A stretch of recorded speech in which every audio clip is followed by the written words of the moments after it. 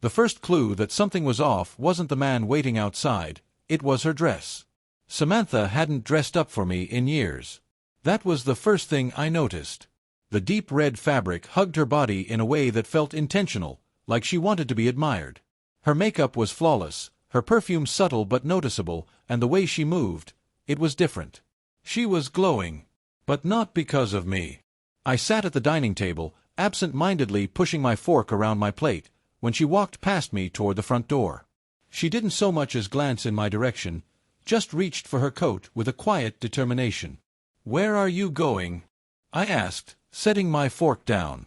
Samantha froze for half a second, her fingers gripping the coat rack. "Out," she said simply. That one word weighed heavier than anything else she'd said to me in months. "With who?" I pressed, my voice level. She let out a sigh, finally turning to look at me, but not with concern, more like I was an annoying obstacle. "His name is Nathan." My forehead creased. "Nathan," I repeated, racking my brain. "I don't know any Nathan." "You don't need to," she said, slipping her arms into her coat. Something cold and uneasy settled in my stomach. "Samantha," I said carefully, standing up from the table, "are you actually telling me you're going on a date?" She rolled her eyes. "Don't be ridiculous." But then she reached for her purse. And that's when I heard it. The sound of footsteps outside. I pushed back my chair so fast it scraped against the hardwood. In a few quick strides, I was at the window, pulling the curtain aside just enough to see. And there he was. A man I had never seen before, standing at the edge of our driveway, hands in his pockets, a smirk on his face. He wasn't just picking her up. He was waiting for her. Something twisted deep in my gut. "Samantha," I said again, this time my voice lower. She exhaled sharply, like she was exhausted by me. "I told you, I'm going out." I turned back to face her. "With him." She didn't flinch. "Yes." The bluntness of it hit me like a punch to the ribs. I searched her face for hesitation, guilt, anything to suggest that this wasn't exactly what it looked like. But there was nothing.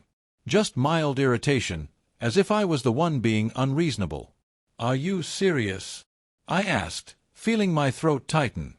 Samantha rubbed her temple. "Look, Jake, I didn't want to have this conversation tonight.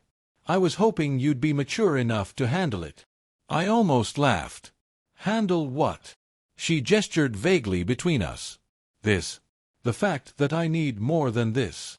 Like this, our life, our marriage, me, wasn't enough for her anymore. I stared at her, trying to wrap my head around what was happening. "You're cheating on me." "Don't be so dramatic," she scoffed. "Then what would you call it?" She grabbed her purse and smoothed down her dress, her voice calm. "Exploring my options." The words hit me like a slap. "Exploring your—" I cut myself off, my fists clenching at my sides. "You're my wife, Samantha." "For now," she murmured, checking her phone. And that was it. That was the moment I realized I had already lost her. She had checked out of our marriage long before this conversation. I had just been too blind to see it. She moved toward the door, but I stepped in front of it. "Move," she said flatly. "No," I snapped. She raised an eyebrow. "I wasn't asking." "You can't just—" I exhaled sharply, running a hand through my hair. "Do you even hear yourself? You're walking out of our home, our marriage, to his car like this is normal." She crossed her arms. "It is normal, for people who aren't stuck in the past." My jaw tightened. "You're my wife." She tilted her head slightly, considering. Then she smiled. "Maybe. But tonight, I'm his." And just like that, she pushed past me, opened the door, and walked straight into another man's arms. I stood frozen in the doorway, gripping the frame as I watched her slip into his car without even a second glance. And in that moment, I realized something. I wasn't losing her. I had already lost her. The house felt empty the moment her car disappeared down the street. I stood in the doorway, gripping the frame like it was the only thing keeping me upright. The cold air from outside seeped in, but I barely noticed. My mind was racing, spinning between disbelief and something dangerously close to rage. I shut the door slowly, almost carefully, like closing it gently would somehow contain the disaster she had just unleashed. But it didn't. No matter how hard I tried to convince myself that this wasn't real, that she'd come back and tell me it was all some twisted joke, I knew better. Samantha was gone. And she wasn't looking back. I paced the length of the living room, my thoughts unraveling faster than I could control. Had she been planning this for weeks? Months? Years? How long had she been sneaking around, making excuses, acting like I was just some fool in a game she thought she had already won? I glanced at the coffee table where my phone sat, screen dark, silent. I picked it up, hesitated, then opened our text messages. Nothing out of the ordinary. Just the usual, everyday conversations between a husband and wife. Me, hey, don't forget to pick up the dry cleaning on your way home. Samantha, got it. Me, what do you want for dinner tonight? Samantha, not hungry. Late meeting. Late meeting. I should have caught it then. My grip on the phone tightened, my pulse hammering in my ears. Had tonight been the first time? Or had she been walking out that door for months while I sat here, blind and comfortable? The thought burned in my chest. I couldn't stay here. I grabbed my keys and my jacket, barely aware of what I was doing. I just knew I needed to move. To get out of this house. To do something. My car rumbled to life, the sound cutting through the silence of the empty driveway. As I backed out, my eyes flicked to the spot where Nathan's car had been parked. It wasn't there anymore, but its absence didn't erase what had just happened. I pulled onto the road, driving aimlessly, gripping the wheel so tight my knuckles turned white. I had no destination, just the overwhelming need to not be trapped in that house. But then, an idea hit me. One I couldn't ignore. I needed to see it. I opened Samantha's location on my phone. And there it was. A small blinking dot, a betrayal wrapped in pixels. She was at a restaurant. A nice one. The kind we hadn't been to in years. A cold, bitter laugh escaped my lips. Samantha had told me we needed to cut back on spending. Said we should stop going out so much, that home-cooked meals were better. But now she was sitting in a dimly lit booth, drinking overpriced wine, with him. I shouldn't have gone. I should have turned the car around, let her make her choice, let her believe I was too broken to react. But something inside me wouldn't let me. 15 minutes later, I was parked across the street from the restaurant. Through the wide glass windows, I saw them. Samantha was leaning forward, her chin resting on her hand, her eyes locked onto Nathan like he was the most fascinating man in the world. She was smiling, laughing, a sound I hadn't heard in months. I felt like I had been erased, like I had already disappeared from her life, and she was just waiting for the paperwork to catch up. My hands curled into fists. This wasn't just a date. It was a statement. And suddenly, I wasn't sure if I was ready for what came next. I should have driven away. Should have let her have her little fantasy, let her think I was too broken to react. But I didn't. Instead, I sat there, gripping the steering wheel, watching through the rain-speckled windshield as my wife, the woman I had built a life with, laughed with another man like I had never existed. And it wasn't just a friendly smile. No, this was intimate. Teasing. Full of a warmth I hadn't seen in years. The way she leaned in, the way she let Nathan brush a stray hair from her face, the way her fingers casually traced the rim of her wine glass as she stared at him, it made my stomach churn. That used to be me. I could feel my pulse in my fingertips, my breath coming faster than it should. I wasn't even angry. At least, not in the way I expected to be. I was numb. Detached. Like I was watching a movie about someone else's life, and I already knew exactly how it ended. She had chosen. Did she think I would just sit back and let her? I forced myself to take a slow breath, steadying my hands. If I walked into that restaurant, what would I even say? That I had caught her? That I had proof of what she hadn't even bothered to hide? No. That wasn't what I wanted. I wanted to see it. To witness just how far she would go when she thought no one was watching. I stepped out of the car, the cold night air wrapping around me as I crossed the street.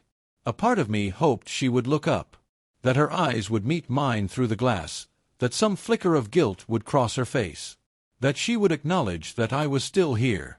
But she never looked. Not once. I slipped into the restaurant, keeping to the shadows, moving carefully. I didn't want to interrupt. I wanted to observe. Sliding into an empty barstool, I positioned myself where I had a clear view of their table. The air was thick with the scent of steak and expensive wine, soft jazz playing overhead, couples filling the dimly lit booths. Samantha was talking animatedly, her hands moving as she spoke, her face alive with excitement. And Nathan. He was watching her like she was the only thing in the world that mattered. I could see it in his body language, the way he nodded, the way he leaned in just enough, the way his lips curved slightly like he knew exactly what he was doing. Then I saw it. His hand, resting on her knee. She didn't pull away. She didn't flinch. She placed her hand over his, locking their fingers together like it was the most natural thing in the world. My stomach clenched. So this was it. The confirmation I had been waiting for. Samantha wasn't exploring her options. She was already gone. The bartender approached, asking if I wanted a drink. I waved him off, my mind too tangled to care about anything but the scene unfolding in front of me. What was I supposed to do? Walk over there and confront her? Cause a scene? Demand an explanation? What would that even accomplish? I wanted her to feel something, to realize the weight of what she was doing. But she wasn't hesitating. She wasn't nervous. She wasn't second-guessing herself. She was happy. And suddenly, I wasn't sure what hurt more, the fact that she was cheating, or the fact that she was so at peace doing it. I sat there for another 10 minutes, watching a version of my wife I hadn't seen in years. A version that wasn't mine anymore. And then, before I could stop myself, I did something I never thought I would do. I pulled out my phone. Snapped a picture. Her fingers laced with his. Her smile. Proof. I didn't know what I was going to do with it yet, but I knew one thing for sure. This wasn't the end. This was just the beginning. I drove home in silence. Not the peaceful kind, the suffocating kind. The kind that creeps under your skin, coils around your thoughts, and refuses to let go. My fingers gripped the steering wheel too tightly, my knuckles white, but I barely noticed. The only thing running through my mind was the image I had just captured, Samantha's hand in his, her smile, the way she leaned into him. I should have felt rage. Should have wanted to break something, scream, demand an explanation that I already knew wouldn't change anything. But I wasn't angry. I was empty. For years, I had been holding on to a ghost, the version of Samantha who used to love me, the woman who had once chosen me, who had built a life with me. I had convinced myself that she was still in there somewhere, buried beneath the distance, the silence, the excuses. That if I just tried harder, became more of what she needed, she would come back. But tonight, sitting in my car across the street from that restaurant, I finally saw the truth. She wasn't coming back. By the time I pulled into the driveway, the house felt foreign. Like it wasn't mine anymore. Like I was just visiting a place where someone else had lived, where memories had been carved into the walls but had long since faded. I stepped inside, closing the door behind me. The house was still. The faint scent of her perfume lingered in the air, but it was nothing more than an echo. I walked into the kitchen, half expecting to see her standing there, pouring a glass of wine or making tea. But the space was empty, just like the rest of our life. I sat at the dining table, staring at nothing, my mind replaying every moment of the night in perfect clarity. The way she had ignored me. The way she had walked past me without hesitation.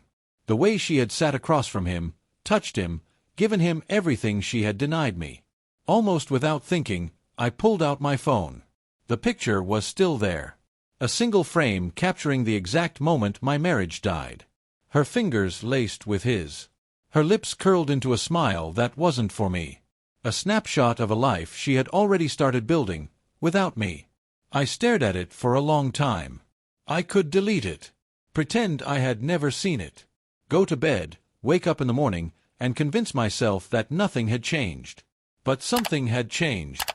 And no amount of pretending would erase that. Before I could second-guess myself, I tapped on our messages. For a moment, my thumb hovered over the keyboard, my thoughts tangled. What was I even supposed to say? That I knew? That I had seen everything? That I had been sitting in the same damn restaurant, invisible to her, while she threw away years of our life like it was nothing. My hands were shaking as I typed. I hope he was worth it. I stared at the words for a long time. Then, with a deep breath, I hit send. The message delivered instantly. No read receipt. No response. Just silence. I leaned back in my chair, running a hand over my face, exhaling slowly. Maybe she wouldn't reply. Maybe she would see it, roll her eyes, and go back to whatever fantasy she was living in. Or maybe, just maybe, she would feel something. I wasn't sure what I wanted anymore. An apology. An explanation. Revenge. None of it would change the fact that she had already left me long before tonight. I stood up, exhaustion weighing me down, and made my way to the bedroom. It still smelled like her. The sheets, the pillows, everything carried the ghost of her presence. I climbed into bed, staring at the ceiling, waiting for sleep that I knew wouldn't come. Then, just as I started drifting into the restless haze of my thoughts, my phone buzzed. A single message from Samantha. Samantha, you don't understand. I stared at the screen, my pulse quickening. My mind raced with possibilities. But before I could type a response, another message appeared. Samantha, we need to talk. I didn't sleep. How could I? Every time I closed my eyes, I saw her. Not the Samantha I had loved, but the one I had watched across that restaurant. The one who smiled at another man like I had never even existed. Her messages sat on my phone like a ticking bomb. You don't understand. Understand what? That she had checked out of our marriage a long time ago? That I was nothing more than a relic of her past while she built a future with someone else? I had spent years trying to understand her, trying to meet her halfway, to be the husband she needed. And in the end, none of it had mattered. Then came her second message. We need to talk. I didn't respond. Not at first. Let her wonder. Let her sit in silence for once. Let her feel the weight of what she had done. Maybe she expected me to beg. To ask her to come home. To be the weak, predictable man she had grown tired of. But I wasn't playing that role anymore. By morning, my body felt wrecked. My muscles ached, my head pounded, and my chest felt hollow. The house felt different. Like a place I no longer belonged. Every room carried echoes of her. Her perfume still lingered in the air. Her hairbrush sat untouched on the bathroom counter. A half-empty coffee mug sat in the sink, the last thing she had used before she walked out the door to him. At 8:32 a.m., my phone rang. Her name flashed on the screen. I let it ring. She called again. And again. By the fourth call, something inside me snapped. I answered. My voice was rough from exhaustion. What? For a moment, there was silence. Maybe she hadn't expected me to pick up. Maybe she had rehearsed some speech, some damage control she thought would make this easier for her.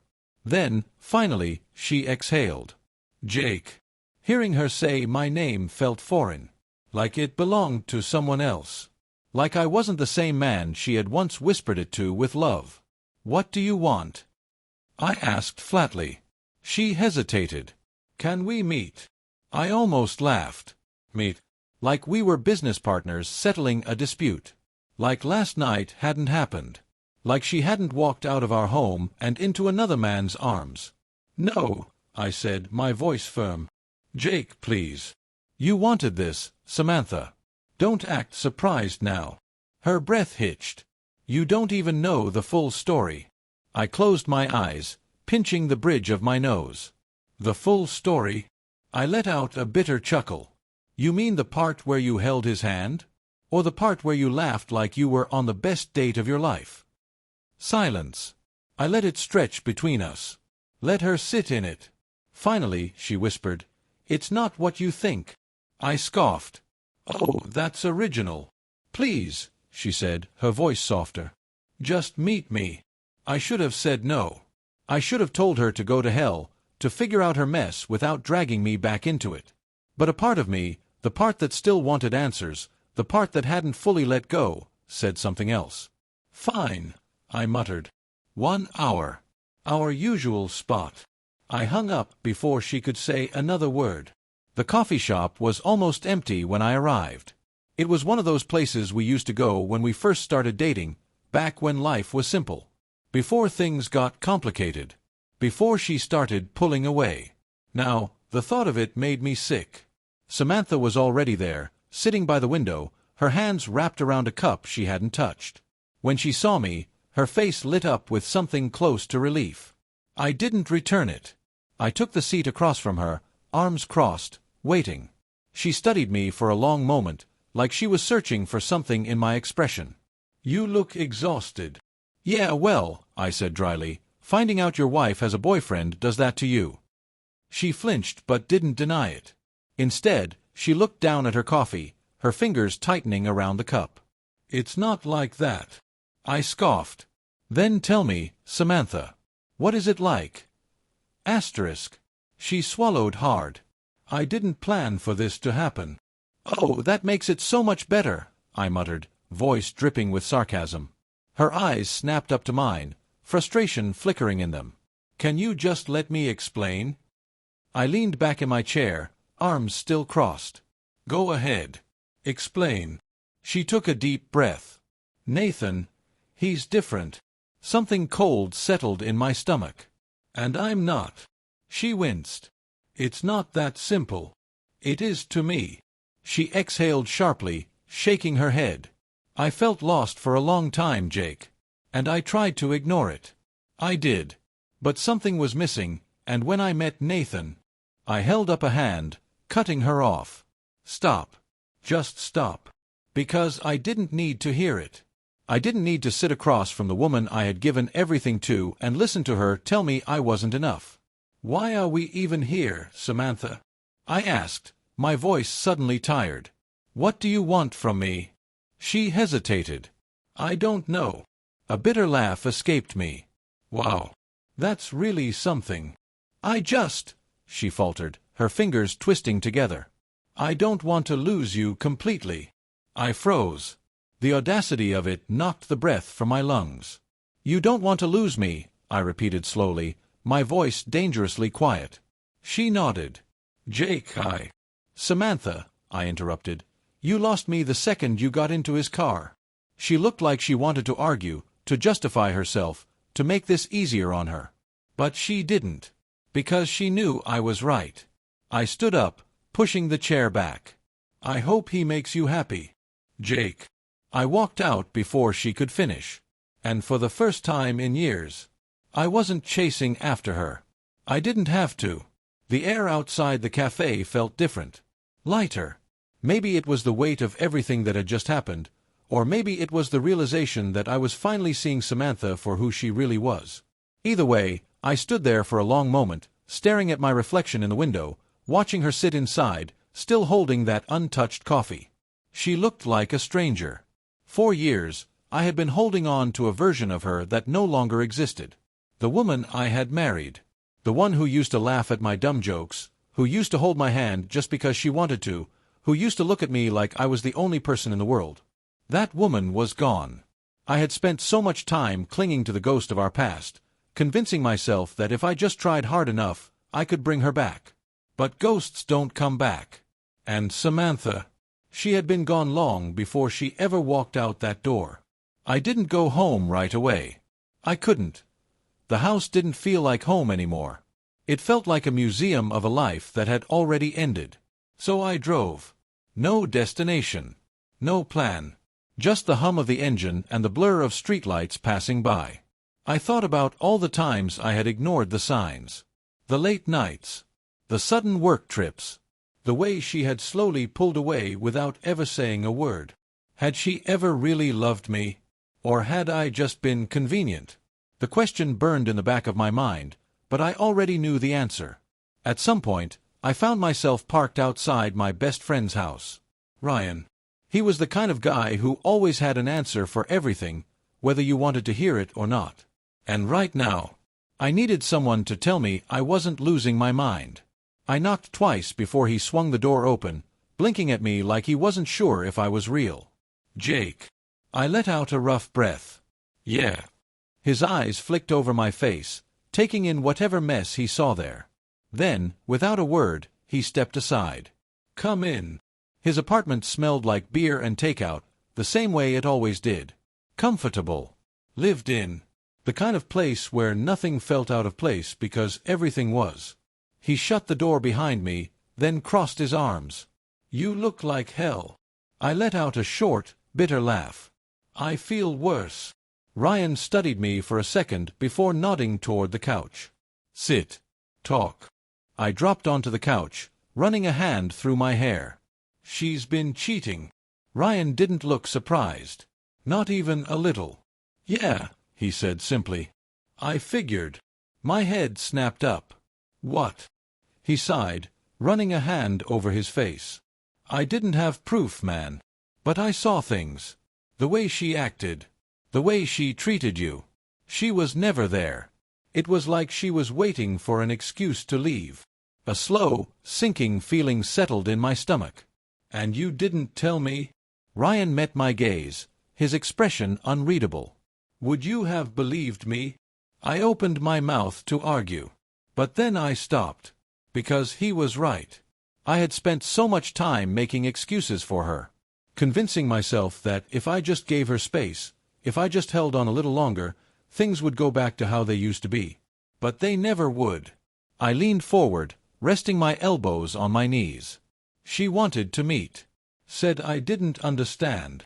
Ryan snorted. "Yeah. Understand what?" "That she's a selfish piece of—" I cut him off with a shake of my head. "She said she doesn't want to lose me completely." Ryan just stared at me. Then, very calmly, he grabbed the beer off the table, took a long sip, and said, "That's the dumbest thing I've ever heard." I laughed. But it wasn't a happy laugh. "Yeah, pretty much." "So let me get this straight," he said, setting his beer down. "She walks out, cheats on you, rubs it in your face, and now she doesn't want to lose you?" He leaned back, shaking his head. "Jake, that's not love. That's control. She wants to keep you on the hook while she does whatever the hell she wants." I knew that. Deep down, I had always known that. But hearing it out loud made it real in a way I hadn't been ready for. Ryan studied me for a second, then asked, "So what are you going to do?" I exhaled, leaning back against the couch. "I don't know." "Here's an idea," he said, sitting forward. "Don't give her what she wants." I frowned. "What do you mean?" "She wants to keep you in her life, right? Keep you as the safety net, the backup plan. Don't let her." He gestured vaguely. "Cut her off. Take your life back. Hell, change the locks while you're at it." I rubbed a hand over my face. "It's not that simple." "Yeah, it is," he said. "You think she hesitated before screwing around behind your back? You think she sat there agonizing over whether or not it was the right thing to do? No. She did what she wanted. And now you need to do what you want." For the first time in months, maybe years, I actually considered that. What if I stopped waiting? What if I stopped caring? I had spent so much time fighting for a marriage that only one of us had been holding on to. Maybe it was time to let go. I stood up. "I need to go home." Ryan raised an eyebrow. "You good?" "Not yet," I said, grabbing my keys. "But I will be." The next morning, Samantha came home. I was sitting at the kitchen table, drinking coffee when I heard the front door open. Her heels clicked against the hardwood floor as she walked in, pausing when she saw me. For a long moment, neither of us spoke. Then she sighed, setting her purse down. "Jake." I took a slow sip of coffee. "Morning." She frowned, shifting her weight. "We need to talk." I gestured to the chair across from me. "Go ahead." She hesitated before sitting down. "I don't want to fight," she said carefully. "Neither do I." She exhaled. "I know you're hurt." I tilted my head. "Do you?" She flinched. But she pressed on. "I made a mistake." I leaned back in my chair, waiting. She bit her lip. "I don't want to lose you, Jake. I know I hurt you, but—" I cut her off with a small shake of my head. "Samantha." She stopped. I held her gaze. "You already did." Her breath hitched. "What?" I pushed a small box across the table. The necklace I had bought her last year. The one she had worn once before tucking it away like it meant nothing. She looked down at it, confused. "What is this?" "A reminder," I said quietly, "of everything you threw away." She stared at it, then at me. Her lower lip trembled slightly. But I didn't feel sorry for her. Not anymore. I stood up, grabbing my keys. "I packed your things. Take whatever else you need. But after today, I don't want to see you here again." "Jake, you made your choice." I met her gaze one last time. "Now I'm making mine." And this time, when I walked out the door, I didn't look back. Thank you for visiting my YouTube channel. Your support, likes, and comments truly inspire me to create even more engaging content. If you enjoyed this video, don't forget to subscribe and hit the notification bell so you never miss an update. You're a part of this amazing community, and I'm thrilled to share my stories with you. See you in the next video on YouTube.